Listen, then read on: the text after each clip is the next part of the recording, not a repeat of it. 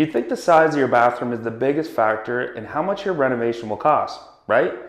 But once you start looking into it, you'll find that there's a lot more going on behind the scenes than just square footage. Hi, I'm Will Culleton from Bytown Better Bathtubs and Showers. And today, I'm going to walk you through the real difference between small and large bathroom renovations and what actually drives the cost. When most people start planning a bathroom renovation, the first thing to look at is its size and if it makes sense to renovate. But in reality, size is only one piece of the puzzle. No matter how big or small your bathroom is, a lot of the work stays exactly the same. You're still dealing with demolition, plumbing adjustments, waterproofing, installation, and finishing. And those steps require the same level of skill, time, and care. So even in a smaller bathroom, you're not necessarily saving as much as you expect. Now, let's talk about small bathrooms for a second.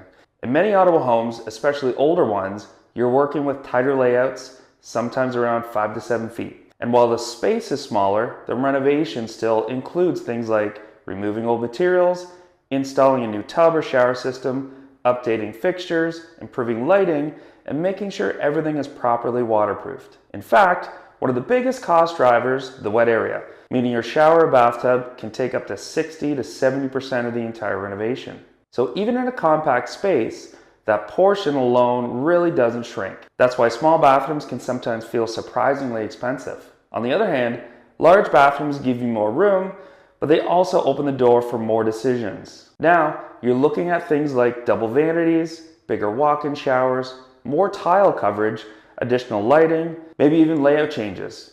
And each one of those adds materials, labor, and complexity. So yes, large bathrooms often cost more overall, but not just because of size. It's because of what you choose to put in that space. So when you really compare the two, it comes down to this. Small bathrooms can be just as complex to renovate because the core work stays the same. While large bathrooms tend to cost more because of added features, customization, and expanded scope. But before you jump into a renovation, these are a few things worth thinking about. First, how long are you planning to stay in the home? Because that should guide whether you invest in upgrades or keep things simple.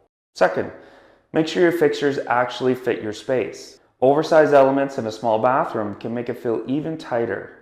And don't overlook things like ventilation, lighting, and material quality. These are the details that make the difference between a bathroom that looks just as good as one that actually lasts.